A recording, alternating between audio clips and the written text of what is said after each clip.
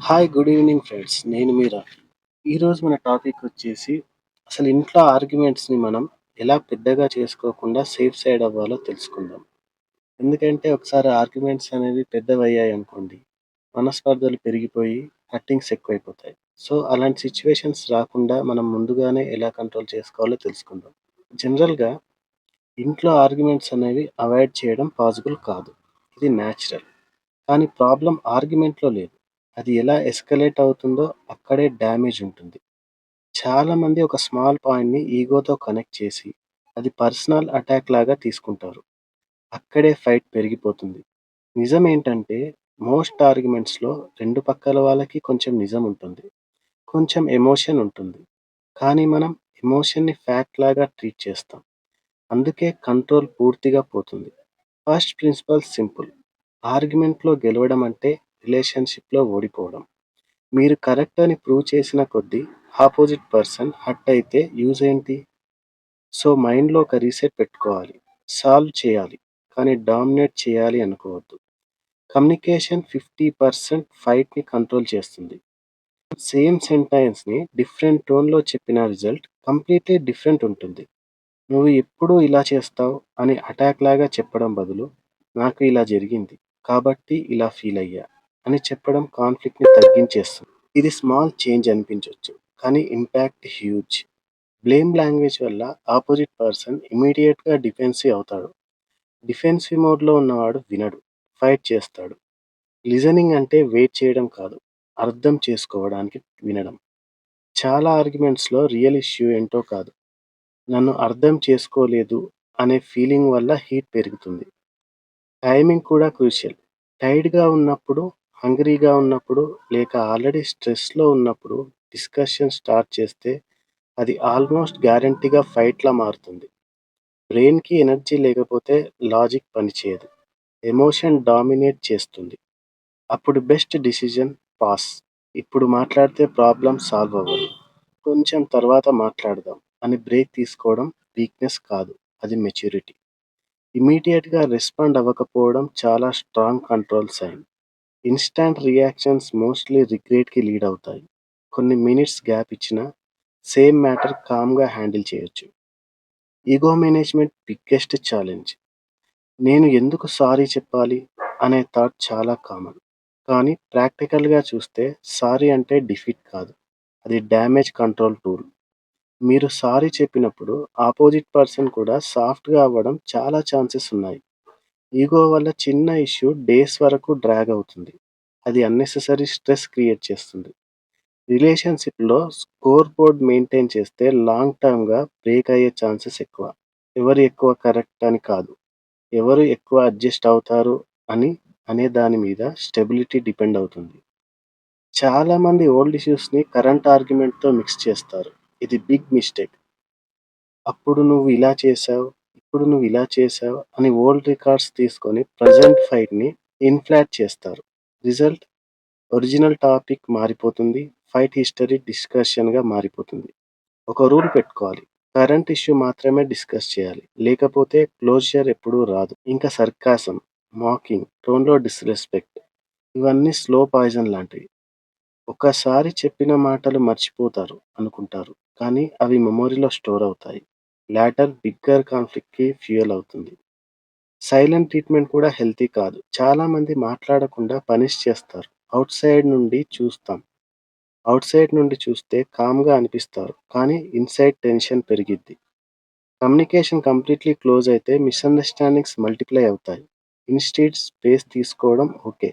కానీ క్లారిటీ ఇవ్వాలి. కొంచెం టైం కావాలి తర్వాత మాట్లాడదామని. అది రెస్పెక్ట్ చూపించే అప్రోచ్. ఇలా క్లారిటీ ఇవ్వకపోతే ఆపోజిట్ పర్సన్ ఇన్‌సెక్యూరిటీ ఫీల్ అవుతాడు. పర్సెప్షన్స్ క్రియేట్ చేసుకుంటాడు. ఫైనల్‌గా ప్రాక్టికల్ రూల్. ప్రతి ఆర్గ్యుమెంట్‌కి ఒక క్లోజర్ ఉండాలి. సరే నెక్స్ట్ టైమ్ ఇలా చేద్దాం అని స్మాల్ అగ్రీమెంట్‌తో ఫినిష్ చేయాలి. లేకపోతే సేమ్ టాపిక్ మళ్ళీ మళ్ళీ రిపీట్ అవుతుంది. రిలేషన్‌షిప్‌లో పీస్ మెయింటైన్ చేయడం అంటే కాన్‌ఫ్లిక్ట్ లేకుండా ఉండడం కాదు. కాన్‌ఫ్లిక్ట్‌ని డ్యామేజ్ లేకుండా హ్యాండిల్ చేయడం. అది స్కిల్. అది ప్రాక్టీస్‌తో వస్తుంది. మీరు కామ్‌గా ఉన్నా కూడా అయినా ఇంట్లో 70% ఫైట్స్ ఆటోమేటిక్‌గా తగ్గిపోతాయి. ఎందుకంటే ఫైర్‌కి ఫ్యూయల్ ఇవ్వకపోతే అది సెల్ఫ్‌గా ఆగుతుంది. సరే, ఇది ఇంకొంచెం డీప్‌గా మాట్లాడుకుందాం. రియల్‌గా మనకి ఇంట్లో ఫైట్స్ ఎందుకు కంట్రోల్‌లో ఉండవని చాలామంది అనుకుంటారు. వాళ్ళకి ప్రాబ్లమ్ ఎక్కువ. అందుకే ఫైట్ అవుతుంది అని. కానీ నిజమేంటంటే ప్రాబ్లమ్ సైజ్ కన్నా మన రియాక్షన్ సైజ్ ఎక్కువ ఉంటుంది. చిన్న ఇష్యూని మనం ఇంటర్నల్‌గా ఇన్ఫ్లాట్ చేస్తాం. ఎగ్జాంపుల్, ఒక స్మాల్ కామెంట్‌ని రెస్పెక్ట్ లేదు లెవెల్‌కి తీసుకెళ్తాం. అక్కడే హీట్ స్టార్ట్ అవుతుంది. ఇంకో ఇంపార్టెంట్ పాయింట్, మనం ఫైట్ చేస్తున్నప్పుడు యాక్చువల్‌గా ప్రెజెంట్‌లో ఉండం. పాస్ట్ ప్లస్ ఫ్యూచర్ 2 కలిపి మాట్లాడతాం. నువ్వెప్పుడూ ఇలానే, ఇంక ముందు కూడా ఇలానే ఉంటావు. ఇది బ్రెయిన్‌కి షార్ట్‌కట్. కానీ సొల్యూషన్‌కి యూజ్ లేదు. ఇది ఆర్గ్యుమెంట్‌ని లూప్‌లో పెట్టేస్తుంది. సో, కాన్షియస్‌గా ఒక రూల్ పెట్టుకో. ఎప్పుడు జరిగింది మాత్రమే మాట్లాడాలి. ఫస్ట్ ఫ్యూ టైమ్స్ కష్టం అనిపిస్తుంది. కానీ ప్రాక్టీస్ చేస్తే కంట్రోల్ వస్తుంది. ఇంకా ఒక అబ్జర్వేషన్, చాలా ఫైట్స్ మ్యాటర్ మీద కాదు, టోన్ మీద జరుగుతుంది. సేమ్ సెంటెన్స్‌ని కామ్‌గా చెప్పినా ఓకే. కొంచెం యాటిట్యూడ్‌తో చెప్పినా ఫైర్. అందుకే కొంచెం స్లోగా మాట్లాడడం ట్రై చెయి.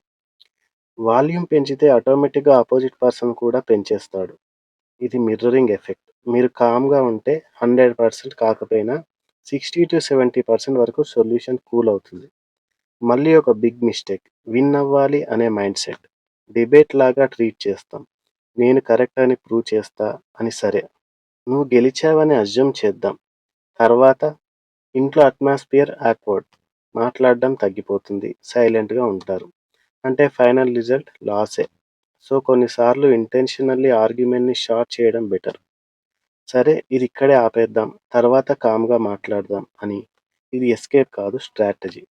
ఇంకా చాలామంది నేను సైలెంట్‌గా ఉంటా, ఫైట్ అవాయిడ్ చేస్తా అని అనుకుంటారు. కానీ లోపల ఫ్రస్ట్రేషన్ స్టోర్ అవుతుంది. ఒకరోజు బ్లాస్ట్ అవుతుంది. అప్పుడు స్మాల్ ఇష్యూ కూడా పెద్ద ఫైట్ అవుతుంది. సో, కంప్లీట్‌గా సప్రెస్ చేయకూడదు.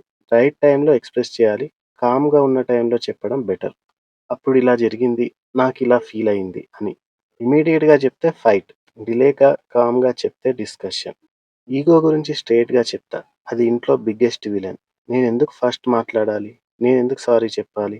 అనే థాట్స్ వల్ల చాలా రిలేషన్‌షిప్స్ అన్నెసెసరీగా డ్యామేజ్ అవుతాయి. రియాలిటీ ఏంటంటే ఫస్ట్ మాట్లాడినవాడు వీక్ కాదు, కంట్రోల్‌లో ఉన్నవాడు. ఇది అర్థమయ్యాక హాఫ్ ప్రాబ్లమ్స్ సాల్వ్ అయిపోతాయి. ఇంకో practical tip, trigger points identify చెయ్యి.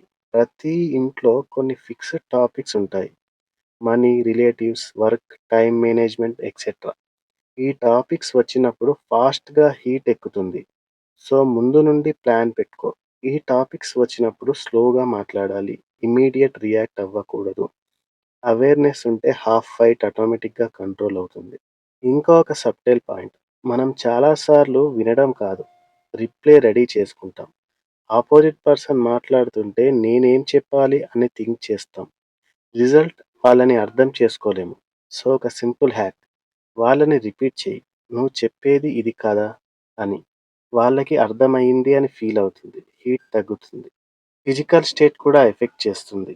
హంగ్రీ, టైర్డ్, హెడేక్ ఉన్న టైంలో డిస్కషన్ స్టార్ట్ చేస్తే ఆల్మోస్ట్ గ్యారంటీగా ఫైట్ అవుతుంది. బ్రెయిన్‌కి ఎనర్జీ లేకపోతే పేషెన్స్ ఉండదు. సో, కొన్నిసార్లు ఫైట్ అవాయిడ్ చేయాలంటే సొల్యూషన్ సింపుల్. ముందు తిను, కొంచెం రెస్ట్ తీసుకో, తర్వాత మాట్లాడు. ఇది చైల్డిష్ అనిపించొచ్చు, కానీ ప్రాక్టికల్‌గా చాలా వర్కౌట్ అవుతుంది. ఇంకా కొన్ని హ్యాబిట్స్ కంప్లీట్‌లీ అవాయిడ్ చేయాలి. ఫోన్‌లో మాట్లాడడం వైల్ ఆర్గ్యూయింగ్. రెస్పెక్ట్ తగ్గుతుంది. థర్డ్ పర్సన్‌ని ఇన్వాల్వ్ చేయడం. అమ్మ చెప్పింది, వాళ్ళు చెప్పారు, వీళ్ళు చెప్పారు అని. కంపారిజన్, వాళ్ళతో చూడు, వీళ్ళతో చూడు, నువ్వు అలా లేవు, వాళ్ళలా లేవు, ఇలాంటిది. ఇంకోటి సర్కాజం. నువ్వు అంటున్నా అనిపించిన డ్యామేజ్ డీప్‌గా ఉంటుంది. క్లోజర్ గురించి చాలామంది ఇగ్నోర్ చేస్తారు. ఫైట్ అయ్యాక జస్ట్ సైలెంట్ అయిపోతారు. టాపిక్ క్లోజ్ అయింది అనుకుంటారు. కానీ ఇన్‌సైడ్ క్లారిటీ ఉండదు. సో, స్మాల్ క్లోజర్ ఉండాలి. సరే, నెక్స్ట్ టైమ్ ఇలా చేద్దాం అని. ఇది రెస్పెక్ట్ ఫైట్స్‌ని తగ్గిస్తుంది. ఇంకా ఒక హానెస్ట్ పాయింట్, ప్రతిసారి పర్ఫెక్ట్‌గా హ్యాండిల్ చేయలేరు. కొన్నిసార్లు కంట్రోల్ పోతుంది. మాటలు ఎక్కువైపోతాయి. అప్పుడు నెక్స్ట్ స్టెప్ ఇంపార్టెంట్, రిపేర్. నేను కొంచెం ఎక్కువ రియాక్ట్ అయ్యా, సారీ అని చెప్పడం. డిలే చేసినా పర్వాలేదు, కానీ ఇగ్నోర్ చేయకూడదు. రిపేర్ లేకపోతే గ్యాప్ పెరిగిపోతుంది. ఫైనల్‌గా సింపుల్‌గా గుర్తుపెట్టుకో బ్రదర్. ఇంట్లో పీస్ అంటే ఫైట్స్ లేకుండా ఉండడం కాదు. ఫైట్స్ వచ్చినా కూడా డ్యామేజ్ కంట్రోల్ చేయడం. మీరు ఒక్కరే కామ్‌గా బిహేవ్ అయినా చాలు. సిస్టమ్ మొత్తం స్లోగా చేంజ్ అవుతుంది. ఎందుకు అంటే ఫైట్‌కి 2 పక్కల ఫ్యూయల్ కావాలి. మీరు ఫ్యూయల్ ఇయ్యకపోతే అది ఆటోమేటిక్‌గా ఆగిపోతుంది.